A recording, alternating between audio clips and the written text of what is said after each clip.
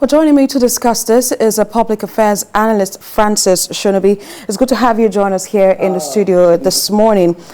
So first off, persons would describe this as some sort of second wave of the NSAS protest, although we didn't see that number of persons come out as we experienced in October 2020.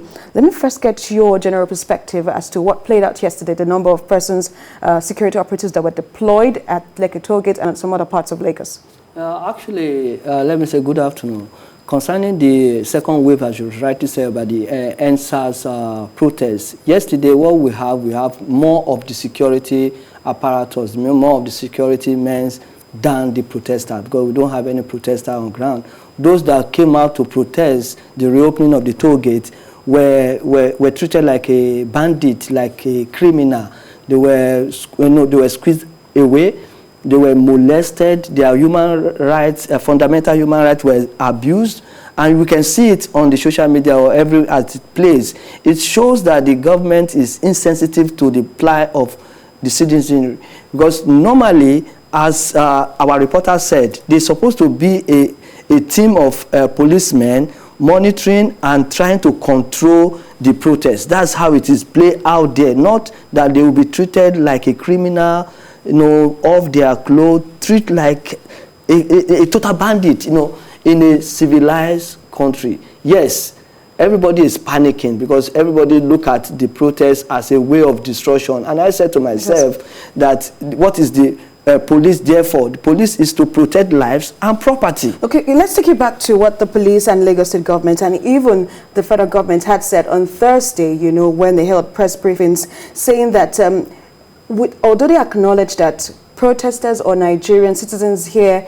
can protest because they have the right based on sections 39 and 40 of the 1999 Constitution, it's based on the fact that this protest could be disrupted by some destructive or shadow parties.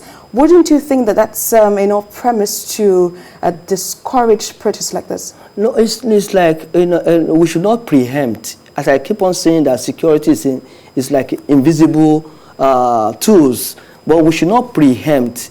You have already said it. We know the section, the provision in the Constitution concerning protests, but we should not preempt. I keep on saying this, like government should understand that the citizens have right to protest.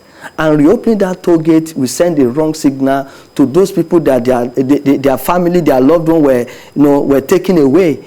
That up to now they are still looking for their loved ones. So it's like we should not preempt a situation like that. Yes, they have already said it, that they are coming to protest. Our duty, the government duty, is to put a security check in place to control. Yes, the way you are looking at it, you say, okay, there's going to be destructive. No. It's a protest, and a protest supposed to be monitored, not the way we saw it played yesterday, whereby we have more of the security men like occupying. They came out to occupy the toll gate instead of a normal protest. So I'm not supporting the protest, but I'm saying that the way and manner our citizens, young men, were being handled yesterday was below expectation from the government. Between October and now, we've seen quite a number of things happen, from the freezing of count of some NSAS protesters to allegations of some persons being hounded by agents of the state, to what we're seeing now, just on Thursday or Friday, Reno also said she was going to be withdrawing her membership from the judicial panel. Also, we're hearing that Mr. Adegboruwa is also planning, to quit. So how do you think this should play out? Because the end game is to see that the 5-for-5 demands is being met. Actually, as I rightly said, is that government should not look at the social media then try to be vindictive in their approach. Government supposed to, reach out through all these means to educate the citizenry and let them understand that the 5-to-5 demand, they are working towards it. And what is the report? We are expecting a report from a judicial panel concerning the October 20th, 2020 incident. For you to see Reno and Degorua coming out to say they are quitting shows that they understand the dynamics, they understand the politicking that is going on there. So, and for such people that have integrity, they will pull out because of the way the fundamental human right of the citizen has been handled. So what I'm saying is that we should be able to send the right signal. We should not preempt events.